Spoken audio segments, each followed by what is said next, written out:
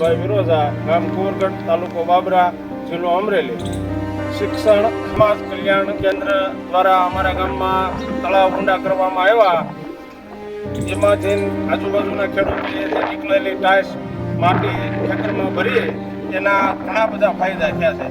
એક તો બહારની માટી નવી આવી તો એમાં પોષક તત્વો પણ ઘણા હોય, એના હિસાબે કપાસના ઉત્પાદન સારું છે, ગ્રોથ સારો છે અને વિકાસ સારો છે.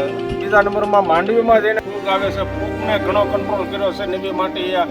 એના હિસાબે અમારા ગામમાં ઘણો ફાયદો થયો છે. જે 25-30 ખેડૂતોએ એમાંથી માટી ઉપાડીને ખેતરમાં નાખીએ એના ફાયદા ઘણા થયા છે. એ વિશે મને જેટલું નજરમાં આવે એટલું મેં તમને કીધું કે ભાઈ આનાથી ગ્રોથ સારો છે. બીજા અમુક છે ફૂગજન્ય રોગોની એની ઉપર ઘણો ફાયદો છે. શિક્ષણ અને સમાજ કેન્દ્ર ચાલતા અમારા ગામની અંદર આ કપાસની ખેતી સારી છે, ઉત્તમ કપાસ છે અને તળાવ ઊંડું થયું છે.